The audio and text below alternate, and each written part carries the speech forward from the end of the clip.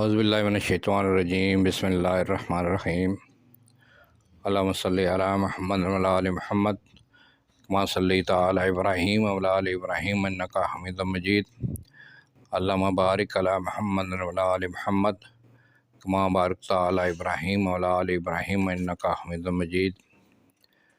معزز سامعین کرام، السلام علیکم ورحمۃ اللہ وبرکاتہ۔ میں عبد الرحمن اوان سلسلہ سیرت النبی صلی اللہ علیہ وسلم لے کر آپ کی خدمت میں ایک بار پھر حاضر ہوں۔ پچھلی ویڈیو میں میں نے شاب ابی طالب میں محصور ہونا بیان کیا تھا، اور آج میں جو بیان کر رہا ہوں وہ ہے محاصرہ سے آزادی، یعنی شاب ابی طالب میں جو محاصرہ تھا مسلمان نبی پاک صلی اللہ علیہ وسلم، ان سے آزادی، اس محاصرہ سے آزادی۔ تو محاصرہ سے آزادی کے سلسلہ میں مسلسل 3 برس تک حضرت صلی اللہ علیہ وسلم اور تمام آل ہاشم نے یہ مصیبتیں جھیلی۔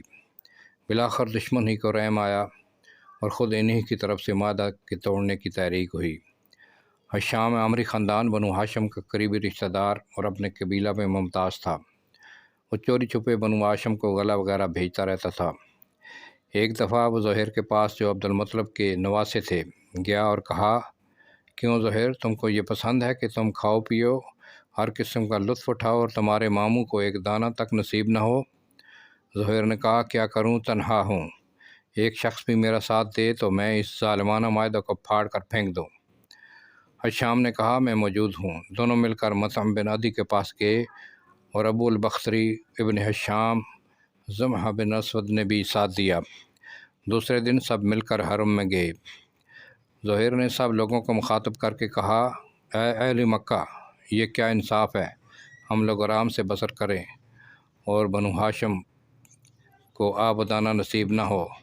خدا کی قسم، جب تک یہ ظالمانہ معاہدہ چاک نہ کر دیا جائے گا میں باز نہ آؤں گا۔ ابو جہل برابر سے بولا، ہرگز اس معاہدہ کو کوئی ہاتھ نہیں لگا سکتا۔ زمحہ نے کہا، تو جھوٹ کہتا ہے، جب یہ لکھا گیا تھا اس وقت بھی ہم راضی نہ تھے۔ غرض مطعم نے ہاتھ بڑھا کر دستاویز چاک کر دی۔ مطعم بن عدی، عدی بن قیس، زمحہ بن اسود، ابو البختری، زہیر سب ہتھیار باندھ کر بنو ہاشم کے پاس گئے اور ان کو درہ سے نکال لائے۔ بقول ابن سعد یہ 10 نبوی کا واقعہ ہے۔ اسی زمانہ میں معراج واقعہ ہوئی، جس کی تفصیل تیسرے حصہ میں آئے گی۔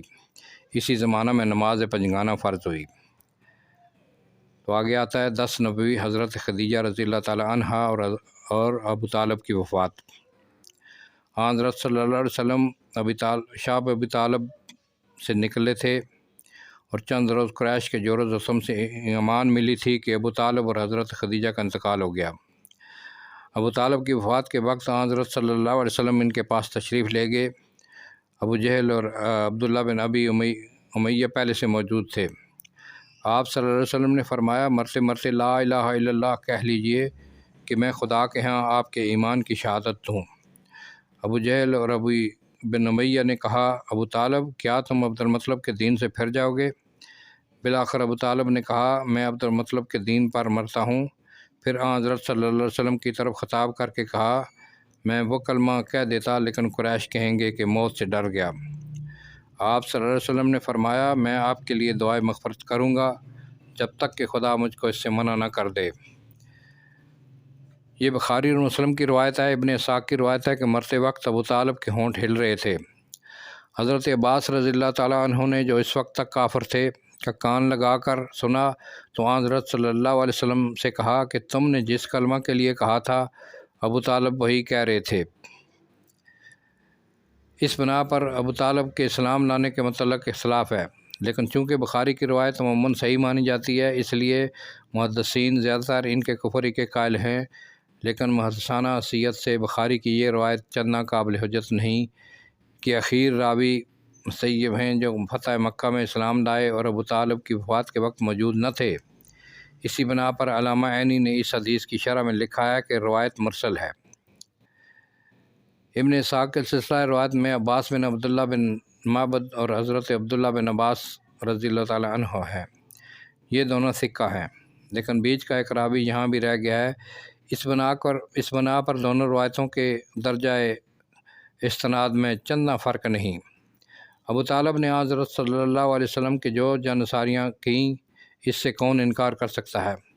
وہ اپنے جگر گوشوں تک کو آپ صلی اللہ علیہ وسلم پر نثار کرتے تھے۔ آپ صلی اللہ علیہ وسلم کی محبت میں تمام عرب کو اپنا دشمن بنا لیا۔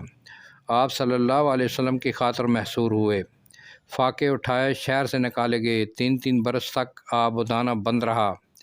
کیا یہ محبت، یہ جوش، یہ جانصاریاں سب ضائع جائیں گی؟ ابو طالب حضرت صلی اللہ علیہ وسلم سے 35 برس عمر میں بڑے تھے۔ رسول اللہ صلی اللہ علیہ وسلم کو ان سے نہایت محبت تھی۔ ایک دفعہ وہ بیمار پڑے، حضرت صلی اللہ علیہ وسلم ان کی عیادت کے لیے گئے تو انہوں نے کہا، بھتیجے، جس خدا نے تجھ کو پیغمبر بنا کر بھیجا ہے، کیا اس سے دعا نہیں مانگو گے کہ مجھ کو اچھا کر دے؟ آپ صلی اللہ علیہ وسلم نے دعا کی اور وہ اچھے ہو گئے۔ حضرت صلی اللہ علیہ وسلم سے کہا، خدا تیرا کہنا مانتا ہے۔ آپ صلی اللہ علیہ وسلم نے فرمایا، آپ بھی اگر خدا کا کہنا مانیں تو وہ بھی آپ کا کہنا مانے گا۔ ابو طالب کی وفات کے چند ہی روز بعد حضرت خدیجہ رضی اللہ تعالیٰ عنہا نے بھی وفات پائی۔ بعض روایتوں میں ہے کہ انہوں نے ابو طالب سے پہلے انتقال کیا۔ اب آپ کے مددگار اور غمگسار دونوں اٹھ گئے۔ صحابہ رضی اللہ تعالیٰ عنہم خود اپنی حالت میں مبتلا تھے۔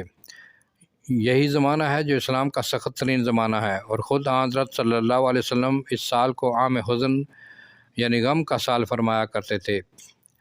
حضرت صلی اللہ علیہ وسلم خود حضرت خدیجہ نے رمضان 10 نبوی میں وفات پائی۔ ان کی عمر 65 برس تھی، مقام حجون میں دفن کی گئیں۔ حضرت صلی اللہ علیہ وسلم خود ان کی قبر میں اترے، اس وقت تک نماز جنازہ مشروع نہیں ہوئی تھی۔ ابو طالب اور حضرت خدیجہ رضی اللہ تعالیٰ عنہ کے اٹھ جانے کے بعد قریش کو کس کا پاس تھا؟ اب وہ نہایت بے رحمی اور بے باکی سے حضرت صلی اللہ علیہ وسلم کو ستاتے تھے۔ ایک دفعہ آپ صلی اللہ علیہ وسلم راہ میں جا رہے تھے، ایک شقی نے آ کر فرق مبارک پر خاک ڈال دی۔ اسی حالت میں آپ صلی اللہ علیہ وسلم گھر میں تشریف لائے۔ آپ صلی اللہ علیہ وسلم کی صاحبزادی نے دیکھا تو پانی لے کر آئیں۔ آپ صلی اللہ علیہ وسلم کو سرد ہوتی تھیں اور جوش محبت سے روتی جاتی تھی۔ آپ صلی اللہ علیہ وسلم نے فرمایا، جان پدر، رو نہیں، خدا تیرے باپ کو بچا لے گا۔ آگے آتا ہے طائف کا سفر اور واپسی۔ اہل مکہ سے تو قطعی ناامیدی تھی، اس لیے آپ صلی اللہ علیہ وسلم نے ارادہ فرمایا کہ طائف تشریف لے جائیں اور وہاں دعوت اسلام فرمائیں۔ طائف میں بڑے بڑے امراء اور ارباب اثر رہتے تھے۔ ان میں عمیر کا خاندان رئیس القبائل تھا۔ یہ 3 بھائی تھے، عبد، یلیل، مسعود، حبیب۔ حضرت صلی اللہ علیہ وسلم ان کے پاس گئے اور اسلام کی دعوت دی۔ ان تینوں نے جو جواب دیے وہ نہایت عبرت انگیز تھے۔ ایک نے کہا، اگر خدا نے تجھ کو پیغمبر بنا کر بھیجا ہے تو کعبہ کا پردہ چاک کر رہا ہے۔ دوسرے نے کہا، کیا خدا کو تیرے سوا اور کوئی نہیں ملتا تھا؟ تیسرے نے کہا، میں بہرحال تجھ سے بات نہیں کر سکتا، تو اگر سچا ہے تو تجھ سے گفتگو کرنا خلاف ادب ہے، اور جھوٹا ہے تو گفتگو کے قابل نہیں۔ ان بدبختوں نے اسی پر اکتفا نہیں کیا، طائف کے بازاریوں کو ابھار دیا کہ آپ صلی اللہ علیہ وسلم کی ہنسی اڑائیں۔ شہر کے عباس ہر طرف سے ٹوٹ پڑے۔ یہ مجمع 2 رویہ صف باندھ کر کھڑا ہو گیا۔ جب آپ صلی اللہ علیہ وسلم ادھر سے گزرے تو آپ کے پاؤں پر پتھر مارنے شروع کر دیے، یہاں تک کہ آپ صلی اللہ علیہ وسلم کی جوتیاں خون سے بھر گئیں۔ جب آپ زخموں سے چور ہو کر بیٹھ جاتے تو بازو تھام کر کھڑا کر دیتے تھے۔ جب آپ صلی اللہ علیہ وسلم پھر چلنے لگتے تو پتھر برساتے، ساتھ ساتھ گالیاں دیتے اور تالیاں بجاتے جاتے۔ آخر آپ صلی اللہ علیہ وسلم نے ایک باغ میں انگور کی ٹہنیوں میں پناہ لی۔ یہ باغ عتبہ بن ربیعہ کا تھا، جو باوجود کفر کے شریف الطبع اور نیک النفس تھا۔ اس نے آپ صلی اللہ علیہ وسلم کو اس حالت میں دیکھا تو اپنے غلام کے ہاتھ، جس کا نام عداس تھا، انگور کا خوشہ ایک تشتری میں رکھ کر بھیجا۔ اس سفر میں حضرت زید بن حارثہ بھی ساتھ تھے۔ تو آگے آتا ہے متہم کا آپ کو اپنی پناہ میں لینا۔ رسول اللہ صلی اللہ علیہ وسلم نے طائف سے پھر کر چند روز نخلا میں قیام کیا، پھر حرا میں تشریف لائے اور مطعم بن عدی کے پاس پیغام بھیجا کہ مجھ کو اپنی حمایت میں لے سکتے ہو۔ عرب کا شعار تھا کہ جب کوئی ان سے طالب حمایت ہوتا تو گو دشمن ہوتا انکار نہیں کر سکتے تھے۔ مطعم نے یہ درخواست منظور کی، بیٹوں کو بلا کر کہا کہ ہتھیار لگا کر حرم میں جاؤ۔ رسول اللہ صلی اللہ علیہ وسلم مکہ میں تشریف لائے۔ مطعم اونٹ پر سوار ساتھ تھا۔ حرم کے پاس آیا تو پکارا کہ میں نے محمد صلی اللہ علیہ وسلم کو پناہ دی۔ حضرت صلی اللہ علیہ وسلم حرم میں آئے، نماز ادا کی اور دولت خانہ کو واپس چلے گئے۔ مطعم اور اس کے بیٹے آپ صلی اللہ علیہ وسلم کو تلواروں کے سائے میں لائے۔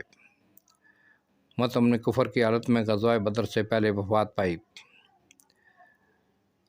تو معزز سامعین کرام، میں آج کا ویڈیو یہیں پر ختم کرتا ہوں۔